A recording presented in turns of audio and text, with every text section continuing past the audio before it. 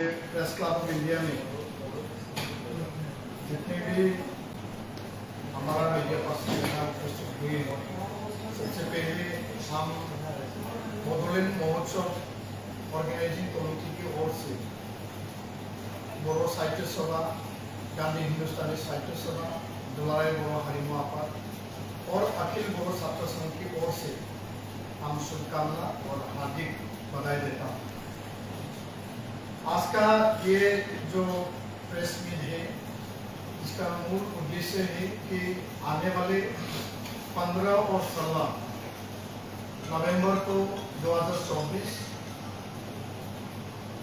देश के ये राजधानी नई दिल्ली में इंदिरा गांधी इंडोर स्टेडियम के यादव जो हॉल है, इसमें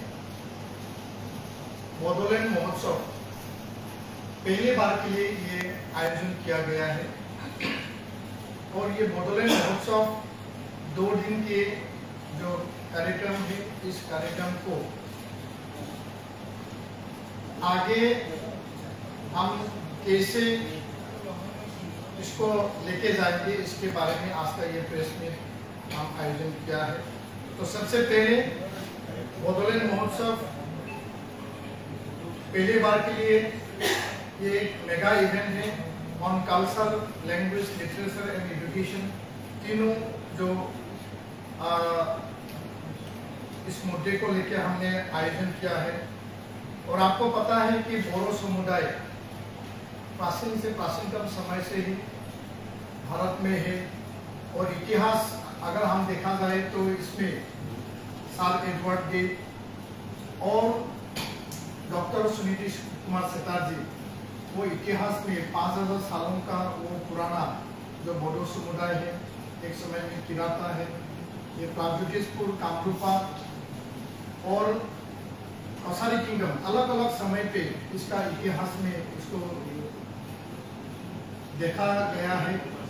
और इसी को आगे रखते हुए एक बात को आज के इस प्रेस मीट के जरिए स्पष्ट रूप से हम बोलना चाहता हूँ कि बोरो लोग जो इसका संस्कृति है, जो इसका भाषा है, मेन स्ट्रीम इंडिया को कंट्रीब्यूशन देने में हम हमेशा काम करते आए हैं।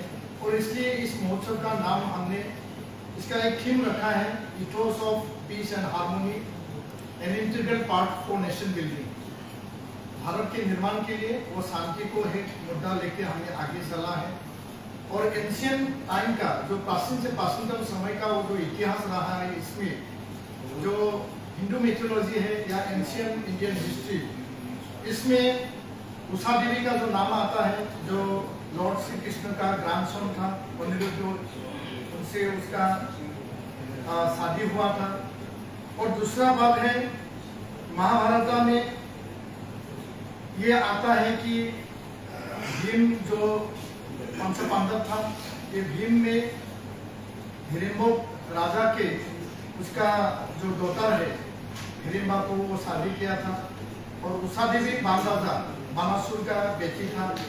तो ये सारी चीज को लेके फिर से हम दोहराना चाहते हैं से बोरो लोग हमेशा ये भारत का हिस्सा रहा है और हमेशा है। और इसी चीज को ये जो एक 3 और 7 दशक का जो इतिहास रहा, बोरो में विभिन्न समय में, अलग अलग समय में एक संग्राम हुआ अपने राजनीतिक अधिकार के लिए, अपना जो संवैधानिक अधिकार के लिए। और देखा गया कि 2003 में एक शांति समझौता हुआ, 1993 में BSA एक्कॉर्ड हुआ, 2003 में BTC एक्कॉर्ड हुआ, 2020 में बोडो पीस एक्कॉर्ड हुआ। और इसमें वो जो शांति लाने का काम प्रधानमंत्री नरेंद्र मोदी जी, देश का वहाँ सामान्य प्रधानमंत्री जी ने इसको हमेशा इनिशिएटिव नेतृत्व लिया है। और इसी वजह से आज बोडोलैंड रीजन में, असम में और पूरे नॉर्थ ईस्ट में शांति लाने का काम जो प्रधानमंत्री जी ने किया है, वो शांति अभी आ गया है। और इसी शांति को जो पीस है उसको बहाल रखने के लिए हम अखिल बोरो छात्र संघ और सभी बोरो समुदाय और जो लोकल गवर्नमेंट है वो काम कर रहा है। तो इसी की वजह से शांति को हम देश के आगे ले जाने के लिए और देश के सामने ले आने के लिए हमने ये प्रोग्राम रखा है। दूसरा एक ये बात है कि हमारा जो संस्कृति है, बोरो जो संस्कृति है, हमारा जितना भी डांस है, हमारा जितना भी फोक सॉन्ग, फोक टेल्स है, जो हमारा जो पुराने सालों का जो संस्कृति रहा है, कल्चर रहा है, उसको हम देश के सामने रखने के लिए हमने कोशिश किया है। और ये महोत्सव का यही हमारा उद्देश्य है कि हमारा जो बागुरुम्बा है, जितना भी ये 21 आइटम्स जो अभी कुछ महीने पहले वो CI टैग मिला है, इसका म्यूजिकल इंस्ट्रूमेंट्स, फूड आइटम्स और ट्रेडिशनल जो भी डांस था वो हमारा जो GI टैग में मिला है, इसको देश के सामने हम आगे रखना चाहते हैं। और तीसरा ये है कि हमारा बोरो भाषा वो अभी 2003 के ये एक्ट के बाद 2007 में जब अटल बिहारी वाजपेयी जी था प्रधानमंत्री देश के, LK आडवाणी जी देश के उप प्रधानमंत्री था, और उन्होंने जो इनिशिएटिव से अभी सर हमारे साथ है, सर का भी इस समय में बहुत बड़ा योगदान रहा है।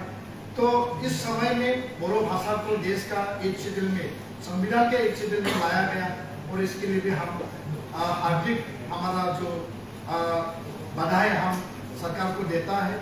और अभी ये एक शेड्यूल आने के बाद बोरो भाषा अभी असम में एसोसिएट ऑफिशियल लैंग्वेज हो गया 2020 एक्ट के बाद, और बोरो भाषा अभी असम में मीडियम ऑफ इंस्ट्रक्शन क्लास 12 तक पढ़ाए जाते हैं। और इसका अच्छी जो शिक्षा का जो व्यवस्था है वो चल रहा है। और राष्ट्रीय शिक्षा नीति के आधार पर बोरो भाषा जो क्षेत्रीय भाषा है उसको कैसे आगे लेके जाएंगे, इसका भी इसमें आलोचना होगा। और भाषा को लेके हम आगे लेके जाने का हमारा ये इरादा है। तीसरा बात है जो हमारा इंडो भूटान इंटरनेशनल बॉर्डर है, इसमें आपको याद है कि मानस नेशनल पार्क जो वर्ल्ड हेरिटेज साइट, नया करके रायमना नेशनल पार्क और बहुत सारा टूरिस्ट हॉटस्पॉट है। तो इस प्रोग्राम के जरिए वो जो हमारा इकोनॉमी है, हमारा जो यूथ का एम्प्लॉयमेंट है और टूरिज्म को आगे लेके जाके कल्चर को आगे लेके ये हमारा जो क्षेत्रीय है उस क्षेत्रीय को देश के आगे या नेशनल इंटरनेशनल एक अट्रैक्शन करके साउथ ईस्ट एशियन नेशन का जितना भी है, हम भूटान का एम्बेसी, नेपाल का एम्बेसी, म्यांमार का एम्बेसी, सभी को हम इस प्रोग्राम में बुलाया है। तो इसलिए आज का ये प्रेस मीट के जरिए ये जो 2 दिन का हमारा जो प्रोग्राम है जो हमने आयोजन किया है, 15 तारीख को 6:30 बजे इवनिंग में देश के प्रधानमंत्री माननीय नरेंद्र मोदी जी को हमने इस प्रोग्राम में हमने इनवाइट किया है। और प्राइम मिनिस्टर ऑफिस से हमारा लगातार ये कोऑर्डिनेशन चल रहा है। हम आशा है कि देश के प्रधानमंत्री हमारे इस शुभ प्रोग्राम में, शुभ अवसर में रहेंगे। ये बोरो समुदाय, असम और बोडोलैंड के सभी लोगों को एक बड़ी उम्मीद है, और जिसके लिए बोडोलैंड से 5000 से भी ज़्यादा लोग आ रहा है और अलग अलग हिस्सों से देश के आ रहा है। दिल्ली में भी हमारा समुदाय है, वो लोग भी आएंगे। और 16 तारीख को आपको पता है कि ये 1952 16 नवंबर में बोरो साहित्य का सभा का स्थापना हुआ था, और 16 नवंबर 73rd बोरो साहित्य सभा का स्थापना दिवस है। इस दिवस को हम मनाएंगे। हमारा नीलकांत गोयल साहित्य सभा का जनरल सेक्रेटरी है। तो इसके बाद देश के राजधानी में है सांस्कृतिक जो हमारा रैली एक होगा, इसमें हम 2000 से अधिक लोग सांस्कृतिक रैली में सभी जो शांति के लिए और शांति का वार्ता को लेके वो एक साथ जुड़ेंगे और आगे चलेंगे। इसके बाद शिक्षा को लेके, साहित्य को लेके और सभी ये मुद्दा को लेके एक आलोचना होगा, जिसमें डॉक्टर धर्मेंद्र प्रधान देश के शिक्षा मंत्री वहाँ उपस्थित रहेंगे। और इस प्रोग्राम के आगे भी हमारा टूरिज्म और कल्चर को लेके एक प्रोग्राम है, और इस प्रोग्राम में ज्योतिरादित्य सिंधिया डोनार मिनिस्टर, उसको हमने इनवाइट किया है। इवनिंग कल्चर का प्रोग्राम होगा, और इस प्रोग्राम में हम जो जनजातीय परिक्रमा का मंत्री जोयलाराम जी को हमने इसमें इनवाइट किया है। तो जाने माने हस्तियाँ, जाने माने जो हमारा देश का जो नेतृत्व देने वाले लोग हैं, इस प्रोग्राम के सभी हिस्सों में वो लोग जोड़ेंगे। हमने उनको इनवाइट किया है और असम का मुख्यमंत्री माननीय डॉक्टर हिमंत बिश्व शर्मा जी वो इस प्रोग्राम में रहेंगे और केंद्रीय मंत्री सर्बानंद सोनोवाल जी भी इस प्रोग्राम में रहेंगे। तो हम सभी को एक साथ जोड़ने का एक मौका, हमारे इस जो बोडोलैंड महोत्सव है, इस महोत्सव को सक्सेसफुल करने के लिए जो भी हमारा कोशिश है वो जारी है। और हम मीडिया आप लोगों को भी आप इनवाइट किया कि आप लोग भी इस प्रोग्राम में आइए। Thank you. हमारा प्रोफेसर ये राजघाट इंदिरा गांधी स्टेडियम साई स्टेडियम में होगा 15 और 16 को। हमारा प्रोफेसर रमेश भट्टराज जी है गांधी हिंदुस्तानी साहित्य सभा से और महर्षि वाल्मीकि विश्वविद्यालय कैथल हरियाणा से का वाइस चांसलर है। सर उसके बारे में थोड़ा बात रखेंगे।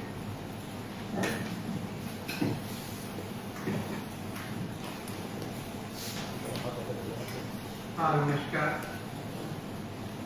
आप सभी का इस दीपावली के जो उत्सव चल रहे हैं उसका आज अंतिम दिन है, तो उसकी आपको बहुत बहुत बधाई और शुभकामनाएं आप सभी को। जैसा कि आपातगिरी आपसू ने दीपेन जी ने आपको बताया कि 15 और 16 नवंबर 2 दिन दिल्ली में बोडोलैंड महोत्सव का कार्यक्रम रखा हुआ है और ये 16 नवंबर जो है वो एक बहुत महत्वपूर्ण है देश के लिए, न केवल बोडोलैंड के लिए, आसाम के लिए या नॉर्थ ईस्ट के लिए, क्योंकि आने वाले 16 नवंबर को 25 साल पूरे हो जाएंगे जब बोडो साहित्य सभा ने आपसू के साथ मिलकर दिल्ली में पहली बार 1999 में बोडो साहित्य सभा का फाउंडेशन डे बनाया था। और विश्व युवा केंद्र में वो कार्यक्रम था। मुरली मनोहर जोशी जी उसमें चीफ गेस्ट थे, उस समय शिक्षा मंत्री। तो 25 साल पूरे हो जाएंगे और 26वां साल शुरू होगा। तो ये दिल्ली में 16 नवंबर को बोडो साहित्य सभा का स्थापना दिवस मनाना अपने आप में एक बहुत महत्वपूर्ण है। और पिछले 25 साल में जो बोडो समाज ने हो गया यार राष्ट्रीय मुख्य धारा में, क्योंकि उससे पहले आंदोलन हो या कोई विषय हो, बोडो का, भाषा का, संस्कृति का, शिक्षा का कोई भी विषय हो, उसको पिछले 25 सालों में बोडो जाति ने, बोडो के जो मुख्य संगठन है, क्योंकि हमारी युवा शक्ति, छात्र शक्ति आपसू के माध्यम से बोडो जाति को अपना नेतृत्व देती है और बौद्धिक या साहित्यिक जो सांस्कृतिक स्वरूप है वो बोडो साहित्य सभा लाती है। तो पिछले 25 सालों में बोडो के इन सब संगठनों ने, जितने आपातगिरी सभापति रहे बोडो साहित्य सभा के, आपसू के, उन सब लोगों ने पिछले 25 सालों में सैकड़ों प्रोग्राम किए हैं और उनका उद्देश्य यही था कि इस देश के जो नीति निर्धारक हैं, पॉलिसी मेकर्स हैं, इस देश की जो सोशियो पॉलिटिकल लीडरशिप है, उनके सामने बोडो जाति का जो एक स्वरूप मीडिया के माध्यम से आता है, लोगों के ध्यान में आता है, आंदोलन चल रहा है, हिंसा हो रही है, वो हो रहा है, उस सबको उन्होंने अपनी भाषिक, सांस्कृतिक, साहित्यिक जो उनका एक महत्व ऐतिहासिक है, जैसा दीपेन जी ने बताया कि सुनीति कुमार चटर्जी जैसे भाषाविद ने या अन्य जो इतिहासकार थे, उन्होंने बताया कि पिछले 5000 सालों का इतिहास है बोडो जाति का इस भारत के निर्माण में। बोडोलैंड महोत्सव जो है वो उन्हीं पिछले 25 सालों में राष्ट्रीय मुख्यधारा में जो बोडो जाति ने अपने स्वरूप को प्रकट किया है, एक महत्व को समाज को, दुनिया को बताया है, उसको दिखाने का, स्थापित करने का। क्योंकि अभी जैसा दीपेन जी ने कहा, माननीय प्रधानमंत्री जी के नेतृत्व में जो नया एक्ट हुआ है और अभी जो बोडो काउंसिल, बोडोलैंड काउंसिल में जो लीडरशिप आई है प्रमोद बोरो जी के साथ उन लोगों ने जिस तरह से अंतर्राष्ट्रीय साहित्य उत्सव मनाया, इंटरनेशनल लिटरेरी डे मनाया, इंटरनेशनल नॉलेज फेस्टिवल किया, जिसमें न केवल राष्ट्रीय बल्कि अंतर्राष्ट्रीय स्तर के, बल्कि आज जो बांग्लादेश के केयरटेकर प्राइम मिनिस्टर हैं मोहम्मद यूनुस, वो भी उस कार्यक्रम में चीफ गेस्ट बन के आए थे उद्घाटन में। तो इस तरह से बोडो जाति ने अपने यहाँ जो शांति प्राप्त हुई, केंद्र सरकार, असम सरकार और बोडो की लीडरशिप जो आक्सू की है, बोडो साहित्य सभा की है और पॉलिटिकल पार्टीज की है, इन सब घटकों ने मिलकर वहां पर एक शांति का वातावरण किया है तैयार। गांधी जी के विचारों के अनुसार आक्सू ने, बोडो साहित्य सभा ने और बोडो लीडरशिप ने जो एक शांति का वातावरण और हार्मोनी, सबसे बड़ी बात है कि जो बोडोलैंड क्षेत्र में विभिन्न जातियां, विभिन्न धर्म के लोग रहते हैं, उन सबके बीच में हार्मोनी स्थापित करने का बहुत बड़ा काम किया है। अब जरूरत इस बात की है कि बोडोलैंड महोत्सव के द्वारा हम कुछ लक्ष्यों को प्राप्त करें। पहला लक्ष्य तो ये है कि हमारा जब शांति हो गई, हार्मोनी हो गई, उसके बाद हम अपना सोशियो पॉलिटिकल जो हमको एक अच्छा वातावरण मिल गया पूरे बोडोलैंड के समाज में, आसाम में, तो अब उसको हमको सोशियो कल्चरल और सोशियो इकोनॉमिकल डेवलपमेंट की ओर ले जाना है। क्योंकि सांस्कृतिक रूप में या ये कहिए कि प्राकृतिक सौंदर्य की उसमें, जैसा आपने मानस सेंचुरी का बताया, इस तरह के बहुत से वहां पर स्थान है। और पूरी दुनिया में जितनी भी अच्छी इकोनॉमी है, उन सब इकोनॉमीज में 22 to 28% जो कंट्रीब्यूशन होता है वो होता है टूरिज्म का, जिसे हम लोग कहते हैं कल्चरल इकोनॉमिक्स। तो बोडोलैंड में कल्चरल इकोनॉमिक्स या टूरिज्म, इको टूरिज्म, इसके माध्यम से जो वहाँ पर लोगों को रोजगार के या समाज के सामने, दुनिया के सामने अपनी 5000 साल पुरानी सभ्यता, संस्कृति के स्वरूप को दिखाने का अवसर मिलेगा, वो बोडोलैंड महोत्सव के द्वारा इस देश की राजधानी में, राष्ट्र की मुख्य धारा में जब वो प्रस्तुत होगा, तो इस देश के पॉलिसी मेकर्स को, इस देश की टॉप लीडरशिप को, जैसा आपने बताया कि इसमें माननीय प्रधानमंत्री जी, शिक्षा मंत्री जी, आदिवासी मंत्री जी, नॉर्थ ईस्ट के डोनर के जो मिनिस्टर हैं ज्योतिराव सिंधिया जी, इन सब लोगों को उसमें आमंत्रित किया जाएगा। और उसके माध्यम से हम जो ये बोडोलैंड है, बोडोलैंड नॉर्थ ईस्ट का गोमुख है, एंट्री पॉइंट है पूरे नॉर्थ ईस्ट का। अगर वहाँ शांति, हार्मोनी और समृद्धि, इकोनॉमिक डेवलपमेंट होगा, तो पूरे नॉर्थ ईस्ट में एक बहुत अच्छा प्रवेश द्वार मिलेगा, पूरे नॉर्थ ईस्ट का डेवलपमेंट होगा। इसलिए मुझे लगता है कि इस कार्यक्रम को अगर आप लोग लाएंगे तो न केवल वो बोडो जाति का, बल्कि न केवल नॉर्थ ईस्ट का, बल्कि पूरे देश का या संपूर्ण मानव जाति के कल्याण का एक रास्ता ये बोडोलैंड महोत्सव हमको अवसर प्रदान करेगा। ऐसी हमको पूरी न केवल आशा है, विश्वास है कि आप लोगों के सहयोग से इनके माननीय प्रधानमंत्री जी के नेतृत्व में आगे और प्रगति करेगा। सर मैं माफी चाहता हूँ, मैंने सुना देश का बोडोलैंड नॉर्थ ईस्ट में कब तक काम है सर?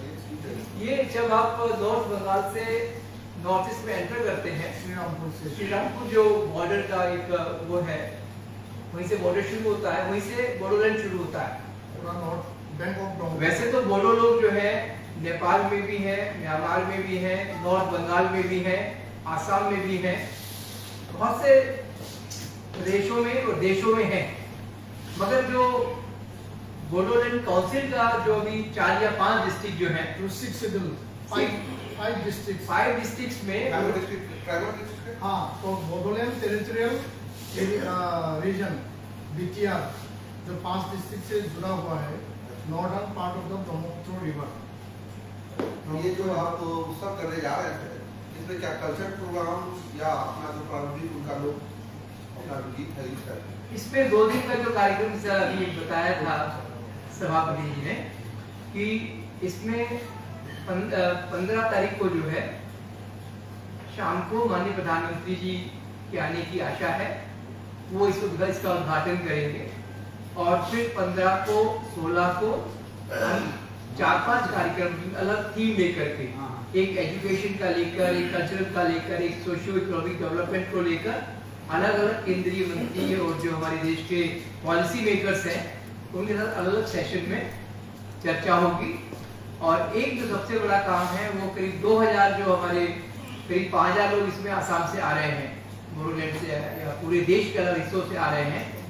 करीब 2000 हमारे जो कलाकार हैं वो इंदिरा गांधी स्टेडियम से लेकर जंतर मंतर तक एक पूरे प्रोसेशन के रूप में अपने कल्चरल जो उनकी अलग अलग एक्टिविटीज हैं उनको दिखाते हुए वो एक मार्च करेंगे। टूरिज्म इंफ्रास्ट्रक्चर क्या है जो लोग आपकी बोडोलैंड में दौड़ लगाएगा? टूरिज्म इंफ्रास्ट्रक्चर क्या है कि जो टूरिस्ट आपकी बोडोलैंड में दौड़ लगाएगा? ऐसा है कि मैं बोलना चाहता हूँ, साहब ने काफी क्लैरिफिकेशन दिया। बोडोलैंड एक ऐसा क्षेत्र है जैसे पहले इसमें बहुत आपका डेमोक्रेटिक मूवमेंट हुआ था, पॉलिटिकल और कॉन्स्टिट्यूशनल राइट्स को लेके। तो ये क्षेत्र ऐसा करके जाना जाता था कि इसमें हर वक्त कॉन्फ्लिक्ट होता है, इसमें टर्मोइल सिचुएशन है, नॉर्मलिटी नहीं है। और सब लोग सोचता था कि बोडोलैंड जो क्षेत्र है, असम का जो पार्ट है, वहाँ में हर बार हंगामा होता है। तो इसी से लोग उसको सोचते थे और ऐसा करके लोग उसको मन में ले लेते थे। लेकिन ये शांति समझौता जो हुआ 2020 का 27 जनवरी में प्रधानमंत्री माननीय नरेंद्र मोदी के नेतृत्व में असम सरकार, असम का चीफ मिनिस्टर के नेतृत्व में बोरो संगठन जो संग्रामी संगठन था वो शांति समझौता में आ गया। इसके बाद अभी बोडोलैंड में जीरो वायलेंस है। जैसे मिजोरम को जाना जाता है, बोरो क्षेत्रों में जीरो वायलेंस है। इसमें कोई भी किलिंग्स नहीं है, कोई बॉम्ब ब्लास्ट नहीं जैसे पहले में होता था।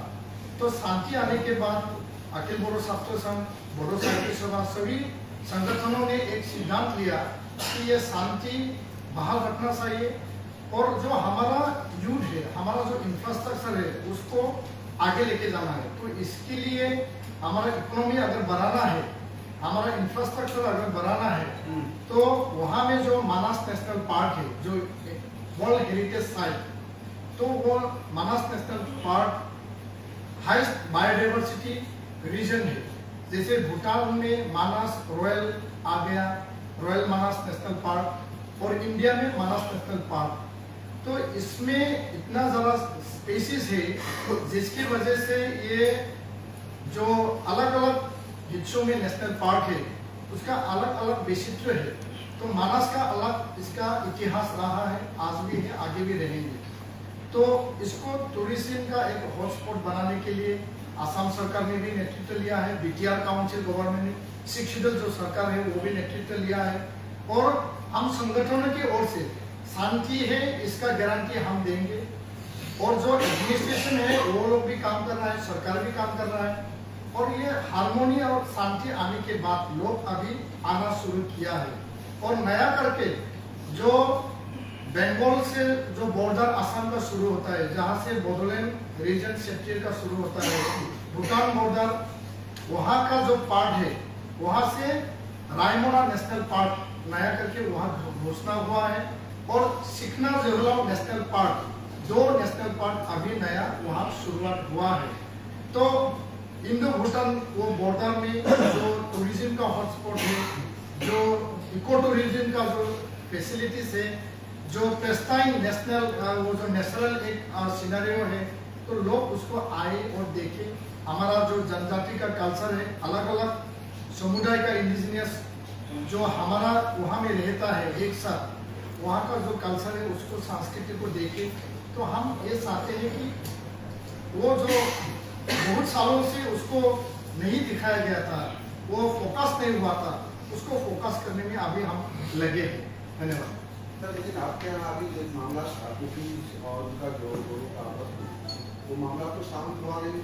कुकीज तो मणिपुर में है, कुकीज मणिपुर में है। हम असम और बोडोलैंड क्षेत्र का बात कर रहा है, जहाँ दार्जिलिंग और नॉर्थ बंगाल अलीपुरद्वार एनजीपी खत्म होता है, वहां से असम का बोडोलैंड क्षेत्र शुरू होता है, तो वो है।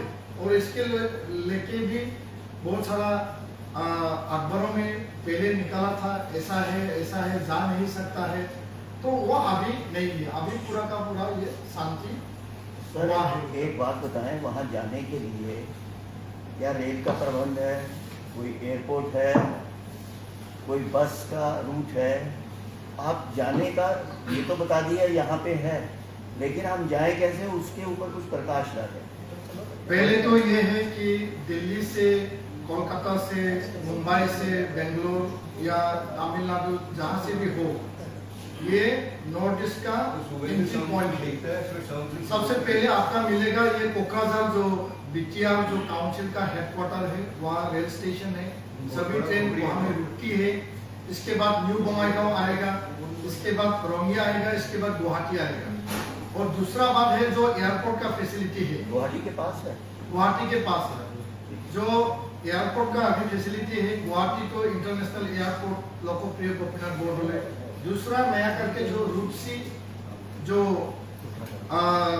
एयरपोर्ट है, वो रूपसी एयरपोर्ट नया करके वहाँ चालू हुआ है।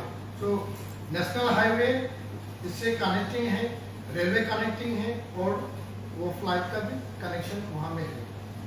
तो दोनों साइड आप लोग एक चीज बताएं कि आप ये बोडोलैंड के नाम से आप कर रहे हैं, आप असम के नाम से क्यों नहीं कर रहे हैं? दूसरी बात, ये बर्मा के जो बॉर्डर है, पूरा जो बॉर्डर स्टेट्स हैं हिंदुस्तान के, उसके बारे में आपका क्या है?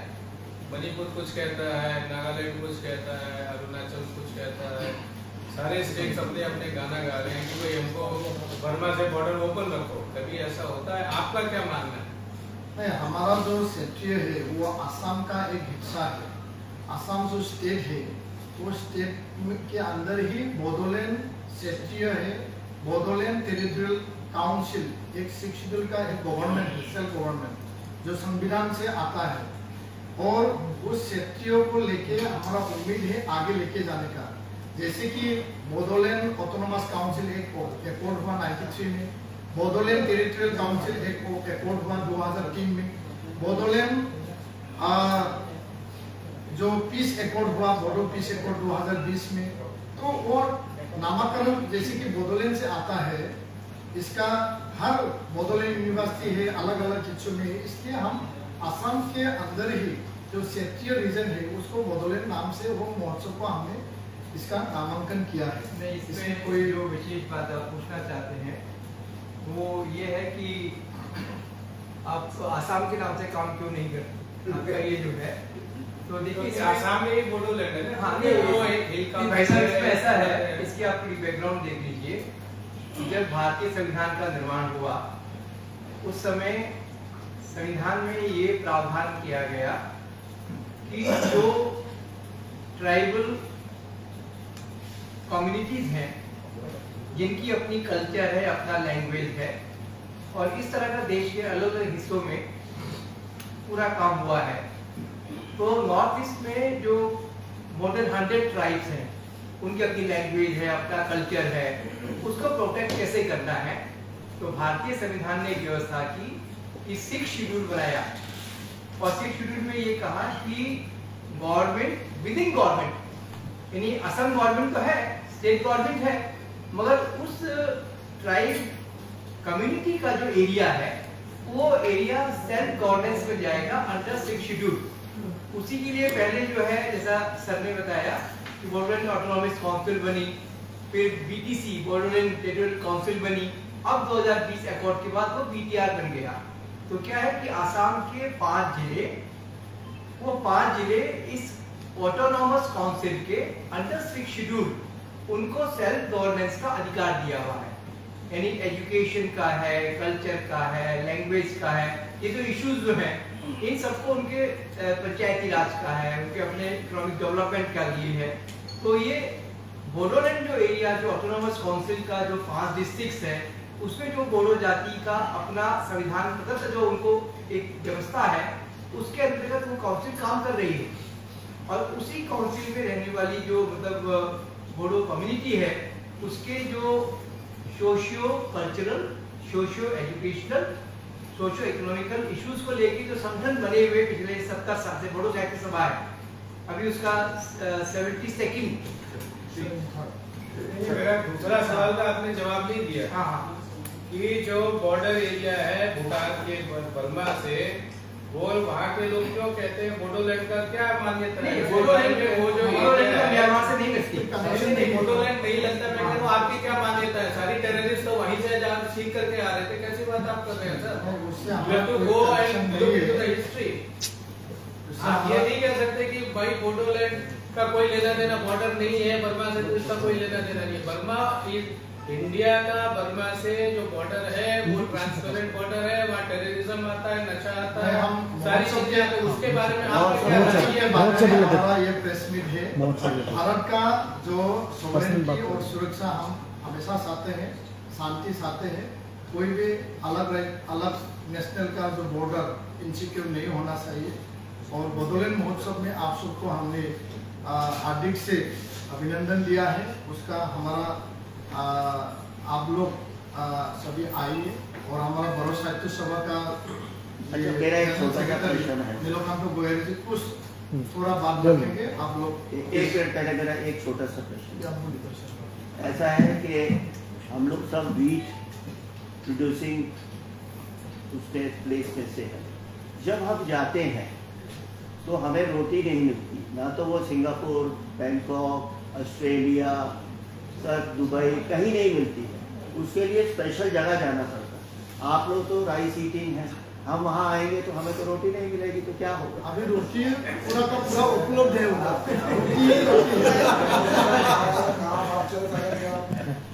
सर मैंने क्वेश्चन पूछा, आपके लिए अच्छा रहा। अभी रोटी पूरा उपलब्ध है। हाँ ये बात है। राइस एंड रोटी रोटी ठीक है। सबसे पहले नमस्कार। अभी हमारा बोडो साहित्य सभा के बारे में हिंदुस्तानी साहित्य सभा के हमारा प्रेसिडेंट सर और एफसीयू के प्रेसिडेंट दीपन बोडो सर जी ने बता दिया आप लोग को। हमारा जो कार्यसूची 15 और 16 नवंबर जो होने वाला है, इसमें असम से अलावा नेपाल से भी आ रहा है हमारे डेलीगेट्स। और जिस तरीके से हिंदी विश्व दिवस मनाया जाता है ये 10 जनवरी को, इस तरीके से 16 नवंबर को बोडो भाषा के लिए स्थापना दिवस मनाया जाता है। और हमने इसको अच्छे तरीके से सारा भारत में, सारा विश्व में जो बोडो लोग है लोग इसको मनाएंगे। और इस बार हमने दिल्ली में हमारे देश के जो राजधानी इसमें इसको मनाने के लिए हमने चुनाव किया। और अभी भी हमारा मेहमान उन्होंने बता दिया हम लोग को क्या क्या कार्यक्रम इसमें रहेंगे। और 6 नवंबर के सवेरे हमारा बोडो साहित्य सभा का जो ढोस इसको दोहराएंगे हमारा बोडो साहित्य सभा के सम्मानीय सभापति डॉक्टर शरण मजारी जी ने। और इसके बारे में, इसके बाद में जो लोगों ने बोडो भाषा को विश्व में स्थापित करने के लिए बलिदान दिया, उन लोगों को स्मरण करके हमने पुष्प सम्मान कार्यक्रम हमने रखा। और इसके बाद हमारे तरफ से हमारा दीपेन जी ने बता दिया हम लोग को कि एक रैली भी यहाँ पे होंगी। और इसके बाद हमारा जो डिस्कशन सेमिनार, ये सेमिनार में हमारा union education minister doctor Dharmendra Pradhan ji उपस्थित होंगे। और इसका जो टॉपिक है ये है challenges and opportunities of mother tongue medium of instruction through national education policy 2020। तो इस तरीके से हमने एक अच्छे तरीके से प्रोग्राम हमने बना के जो बोडोलैंड महोत्सव के साथ संबंध रखते हुए बोडो साहित्य सभा का जो बोडो भाषा का जो स्थापना दिवस इसको भी मनाने के लिए हमने फिलहाल किया तय किया है। तो थैंक यू। धन्यवाद देता हूँ। आप कितने लोग आने का काम करते हैं? आप कितने लोगों को इनवाइट करते हैं? तो किसी ने ऐसे ट्राइबल जगह कितने लोग आने के इनवाइट